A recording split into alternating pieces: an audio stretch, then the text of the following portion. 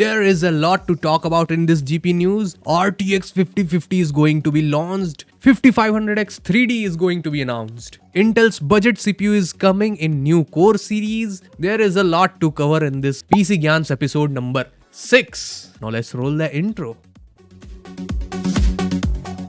Gaming and editing PCs buy करने के लिए आज ही विजिट करें पीसी किंग स्टोर को या फिर इस नंबर पे कॉल या व्हाट्सएप करें टू बुक योर पीसी। हम आपके बजट एंड रिक्वायरमेंट्स के हिसाब से आपका पीसी अच्छे से बिल्ड करके टेस्ट करके शिप भी कर देंगे आपके डोर स्टेप तक। Address, phone number, Google map location link all in description. Let's come to the first news. RTX 5050 is going to be launched, ऐसा लग रहा है, by the leaks with GDDR6 memory to compete with RX 9000 series, mainly 9060 XT 8GB उसके साथ compete करने के लिए। अब ये GDDR6 memory के साथ है। जितने भी इसके ऊपर के 5000 सीरीज के ग्राफिक्स कार्ड है उन सब में GDDR7 मेमोरी आता है जो कि फास्टर है इससे। इसमें GDDR6 है ताकि इसका प्राइस लो रखा जा सके, मे बी $249, $50 कम 5060 से। अब $50 अगर कम रखेंगे $249 एंड अभी चल रहा है 86.5 एंड इसमें हम लोग 18% और प्लस कर देंगे तो अराउंड 26,000 के आसपास, 25,500 26,000 के आसपास ये जीपीयू आएगा इन इंडिया। यहाँ पे जो लीकर है उन्होंने बताया है कि despite of poor reception of 8GB models with the GB इतना die, Nvidia is fast tracking its plan to launch RTX 5050 around July, मतलब next month ही। एंड ये डाई और भी कट डाउन होने वाला है। ब्लैकवेल जीपीयू का smallest GPU die होगा ये। एंड यहाँ पे बहुत ही खतरनाक लीकर है मैग ए साइज जीपीयू। इन्होंने बोला है कि by the way desktop RTX 5050 uses 20 Gbps GDDR6 the same as RDNA 4 family। And यहाँ पे जीपीयू के कुछ स्पेक्स, VRM डिजाइन ये सब है। यहाँ पे लिखा है कि while Nvidia never released RTX 4050 desktop model in last generation, chances are of RTX 5050 may offer similar performance। मुझे भी ऐसा ही लगता है कि भाई 4060 के आसपास ही परफॉर्मेंस होगा, उससे ज्यादा तो नहीं तो 4060 से ऊपर जाएगा तो भाई फिर 5060 कौन लेगा, है कि नहीं। मतलब समझ लो कि मल्टी फ्रेम जनरेशन के लॉलीपॉप के साथ आपको चिपकाया जा रहा है 4060 का ही परफॉर्मेंस 5050 बना के। प्यारी समझ गई। एंड यहाँ पे सबसे इंपॉर्टेंट स्लाइड भाई 5060 Ti 5060 5050 जो कि रूमर्ड है, पर्पल कलर में इसके स्पेक्स एंड 4060 का कंपैरिजन देख लो। 5060 में कूडा कोर्स थे 3840, इसमें 2560 है, लिटरली इसका 2/3 मतलब 66%, जो कि 4060 से भी कम कूडा कोर्स है पिछले जनरेशन का जो था, इसमें 3072 थे। अब देखो इसमें इतना जनरेशनल अपलिफ्टमेंट होगा कि ये इसके बराबर हो जाए, क्योंकि भाई आईपीसी इंप्रूवमेंट भी तो देखना रहता है ओवर द जनरेशन, जो कि मेरे को लग रहा है कि 4060 के आसपास कैच कर लेगा 5050। एंड देखो इन सब में GDDR7 मेमोरी थी, इसमें GDDR6 same as 4060, but this memory has more bandwidth क्योंकि इसका मेमोरी क्लॉक ज्यादा है। 4060 में 17 Gbps था एंड 5050 में 20 Gbps होगा रूमर्ड, जिसकी वजह से इसकी memory bandwidth 320 Gbps compare to 272 in 4060। TDP लगभग उतनी ही रहने वाली है जितनी 4060 की थी। सो अब देखते हैं, $249 से ज्यादा का लॉन्च नहीं होना चाहिए मेरे हिसाब से। 240 229 239 का हो जाए तो सोने पे सुहागा, लेकिन फिर भी 8GB VRAM है, क्या कर सकते हैं, वो भी GDDR6। अब बजट में देख लो भाई 25,000 के आसपास आ रहा है तो कॉम्प्रोमाइज करना पड़ेगा 2025 में। अब इस GPU से मुझे लगता है कि Nvidia 2 GPU को खत्म करने वाला है टोटली, ऐसा लग रहा है मेरे को। एक तो हो गया इनका RTX 3060, इकलौता ग्राफिक्स कार्ड बजट गेमर्स के लिए जो 12GB VRAM के साथ आता है। ऑलरेडी वो डिसकंटिन्यू हो गया लेकिन अभी भी स्टॉक्स आ रहे हैं। अब इसके लॉन्च होने के बाद कंप्लीटली लगता है स्टॉक खत्म हो जाएगा न्यू 3060 का, क्योंकि ये उसी प्राइस रेंज में आ जाएगा, क्योंकि 3060 अभी 25,000 के आसपास मिल रहा है। 5050 उसको रिप्लेस कर देगा, लेकिन वही बात है 8GB VRAM एंड ये 4060 को भी रिप्लेस कर देगा। 4060 को भी शायद Nvidia अब डिसकंटिन्यू करेगा मुझे लगता है 5050 लॉन्च होने के बाद, क्योंकि ये मुझे लगता है इक्विवेलेंट परफॉर्मेंस देगा 4060 के। बाकी सारी चीजें सेम है, मेमोरी भी सेम है, बैंडविड्थ थोड़ा बढ़ गया है एंड मल्टी फ्रेम जनरेशन का लॉलीपॉप जो कि आप बहुत बहुत मुश्किल से यूज कर सकते हो 8 GB VRAM के साथ, क्योंकि any type of multi frame generation requires more VRAM. बाकी all the sources that I am discussing here today, the link will be in the description of these websites. So ये बात है 5050 का एकदम detail में. AMD का जो RX 9070 XT GDDR6 launch हुआ था, उसमें जिन्होंने भी GPU डाई के बोर्ड में सैमसंग का मेमोरी लगाया था, उसमें 1 to 2% का परफॉर्मेंस ड्रॉप है, ऐसा सोर्सेज के हिसाब से बोला जा रहा है. 1 to 2% ज्यादा नहीं होता है, लेकिन क्यों भाई, क्यों? पैसा तो पूरा ले रहे हो ना. नहीं तो 2% ऑफ दे दो हमें. अब आप में से किसी ने अगर लिया है तो आप अपने मॉडल्स में चेक कर सकते हो. 2% का परफॉर्मेंस ड्रॉप आएगा सैमसंग के VRAM मॉड्यूल्स में. देन हाइनिक्स VRAM, इसको आप चेक कर सकते हो GPU Z वाले ऐप डाउनलोड करके. नेक्स्ट बहुत ही मजेदार news but not for Indians. 6 cores Ryzen 5 5500X3D is going to be launched. एक और नया CPU भाई AM4 प्लेटफॉर्म के साथ. AM4 प्लेटफॉर्म को बंद हुए कितने साल हो गए भाई? 2021 में आई थिंक बंद हुआ था. 3-4 साल बाद भी नया CPU लॉन्च हो रहा है. But this is only exclusive for Latin America. ये इंडिया में लॉन्च नहीं होने वाला है, तो खुश मत होइए. अब कितने 3D CPU हो गए हैं भाई AM4 प्लेटफॉर्म में 5000 सीरीज में. देखो सबसे पहले तो 5800X3D है हमारा सबसे बेस्ट, फिर उसके नीचे 5700X3D जो कि I am using in my PC. फिर एक 5600X3D भी लॉन्च हुआ था, आपको पता नहीं चला होगा. This was only micro centre exclusive foreign में, अमेरिका के लिए. माइक्रो सेंटर के जहां पे भी मतलब शॉप्स हैं, बड़े बड़े मॉल टाइप के होते हैं, पूरी PC का ही हार्डवेयर उसके अंदर मिलता है. एक तरीके से नेहरू प्लेस बोल सकते हो, लेकिन मॉल के फॉर्म में एकदम प्रीमियम. ये भी माइक्रो सेंटर एक्सक्लूसिव था. एंड अब लॉन्च हो सकता है 5500X3D, जो कि 5600X3D का भी कट डाउन वेरिएंट होगा. मे बी यहाँ पे आप देख सकते हो 4.5 थी बूस्ट 5800X3D में, जो कि ड्रॉप हो गई 5700X3D में टू 4.1. देन 5600X में अगेन 4.4, लेकिन अगेन कोर्स कम हो गए. 5600 में 6 कोर थे, बाकी 5700 एंड 5800X3D में 8 कोर 16 थ्रेड थे. एंड उसी के हिसाब से इसमें भी 6 कोर 12 थ्रेड है, लेकिन बेस क्लॉक बूस्ट क्लॉक और ड्रॉप हो गई टू 4 GHz. बाकी कैश मेमोरी सेम है 105 MB. अब इसका प्राइस कितना होना चाहिए? वैसे जानना तो नहीं चाहिए क्योंकि इंडिया में लॉन्च नहीं होगा, फिर भी एक अनुमान लगाएं तो 5700X3D जो है हमारा, वो अभी 21,000 के आसपास मिल रहा है. 21,000 में 18% GST इंक्लूडेड है.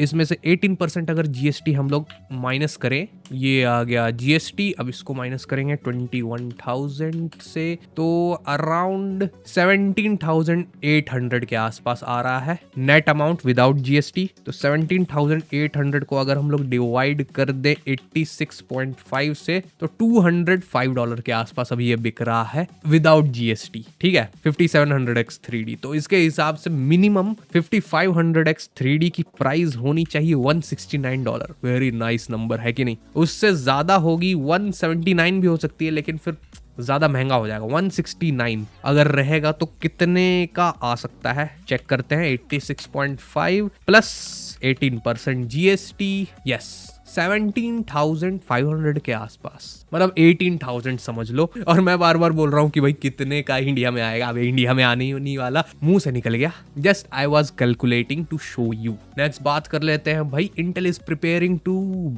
Launch a budget series CPU in their new core series, जो कि उनका 15 जनरेशन होने वाला था, लेकिन उन्होंने नेमिंग स्कीम चेंज कर दिया. पता नहीं क्या सोच के किया भाई. 14 जनरेशन के आगे हम लोग बोलते ही नहीं है, मतलब 15 जनरेशन आया ही नहीं जैसे. तो core ultra, new core ultra series ऐसे बोलना पड़ता है. 285 के लॉन्च हुआ था, 265 के लॉन्च हुआ था, 245 के लॉन्च हुआ था. उसके बाद कोर 5 120F 6 कोर्स 12 थ्रेड्स का, सेम एज 12400F का आई थिंक रिप्लेसमेंट होने वाला इन द न्यू जनरेशन. यहाँ पे लिखा हुआ है देखो, 6 course 4.5 GHz boost clock, DDR5 memory 4800 MHz की, 65 वॉट TDP होने वाली है. एंड इसमें सिर्फ P कोर्स होने वाले हैं, जिससे ये कंफर्म होता है कि 6 कोर्स 12 थ्रेड्स का होगा. But This is not going to be, I think, in LGA 1851 socket, क्योंकि यहाँ पे लिखा हुआ है कि it is an entry level processor design for LGA 1700 socket. Lack of ultra branding suggest that this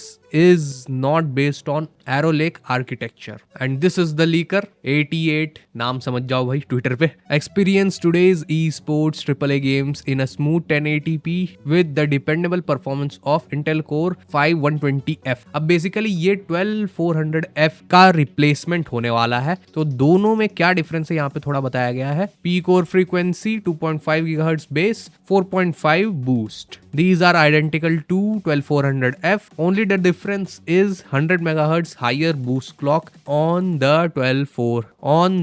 120F. भाई नाम बोलने में दिमाग खराब हो जाता है इंटेल के SKUs का.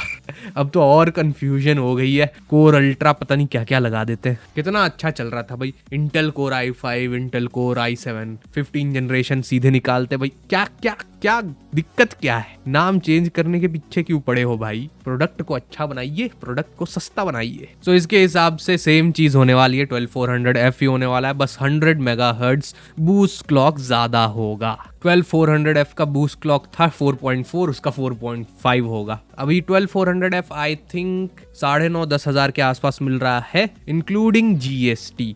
So without GST I think अगर 9800 के आसपास मिल रहा है. सो विदाउट GST अगर इसका प्राइस कैलकुलेट करें तो आएगा 8300 के आसपास. अब इसको अगर हम लोग डिवाइड करें डॉलर में लाने के लिए तो currently this is hovering around $96. और अगर ये प्रोसेसर एकदम सेम है, बस 100 MHz ज्यादा बूस्ट क्लॉक है, तो उसको सेम प्राइस पे आना पड़ेगा. क्योंकि अगर थोड़ा भी प्राइस इससे बढ़ा तो वहां पे compete करने के लिए 13400F एंड 14400F है, जो कि 12,000 के आसपास ही स्टार्ट हो जाते हैं. And those are 10 cores processor, 6P cores and 4E cores. मतलब $95 के आसपास या मैक्सिमम $99 का लॉन्च करना पड़ेगा इंटेल को. मतलब बेसिकली GST ऐड होने के बाद 10,000 के आसपास आना चाहिए या मैक्सिमम 10,500. उससे ज्यादा हुआ तो फिर कोई फायदा नहीं है, क्योंकि 12,500 के आसपास 13400F स्टार्ट हो जाता है. Next PCI 7.0 is going to B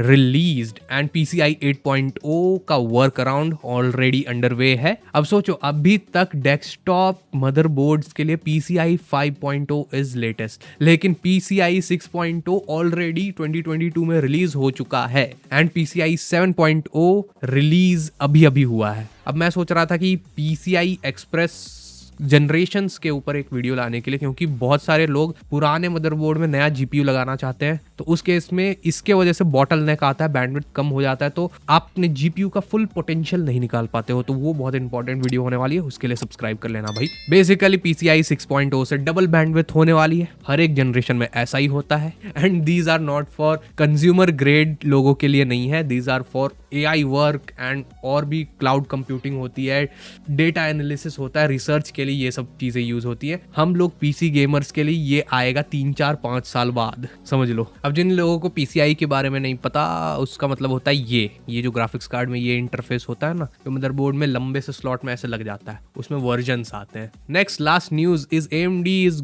preparing for Ryzen 7 9700F launch. 8 core 16 threads का होगा ये भी, बट इसमें F लगा है, so no integrated iGPU. And this is going to be targeting sub $250 pricing. अब $250 वही 25,500 के आसपास इंडिया में समझ लो. अब 9700X जो है हमारा नॉर्मल X वाला वेरिएंट, वो अराउंड 31,000 के आसपास मिल रहा है. तो F वाला ऑब्वियसली उससे सस्ता ही मिलेगा. 26,000 मान लो, 26,000 के आसपास. मेन डिफरेंस ये होने वाला है कि इसमें इंटीग्रेटेड iGPU नहीं होने वाला है. टू गेट द डिस्प्ले आपको डेडिकेटेड ग्राफिक्स कार्ड लगाना पड़ेगा. And this is going to be 8 core 16 thread processor, 65 watt TDP है ऑब्वियसली सेम.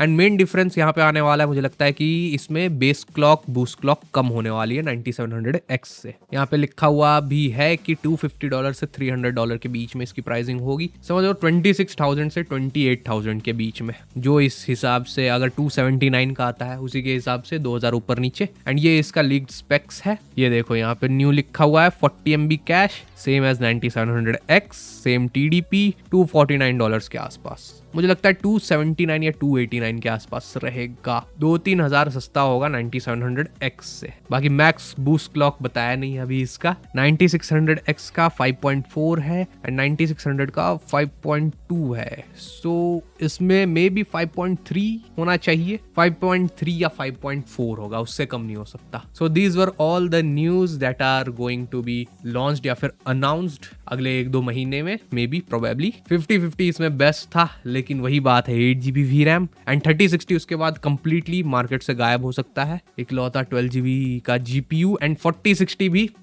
बाला।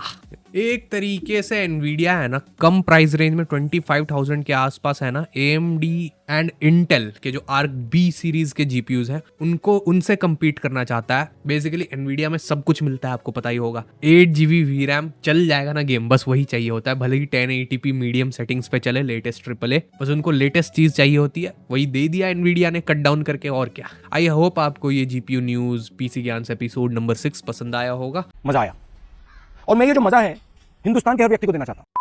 पसंद आया है तो लाइक कर सकते हैं, चैनल को सब्सक्राइब कर सकते हैं। नेक्स्ट PCIe वीडियो बहुत ही इंपॉर्टेंट होने वाला है। मैं लिख के दे सकता हूँ 90 to 95% people in Nehru Place, जो शॉपकीपर्स हैं फर्स्ट फ्लोर वाले उनको पता नहीं होगी, but that plays a crucial role, क्योंकि आप पैसे दोगे पूरे GPU का, पूरे मदरबोर्ड का, लेकिन अगर आप उसका फुल पोटेंशियल नहीं निकाल पा रहे हो तो क्या फायदा लेकर।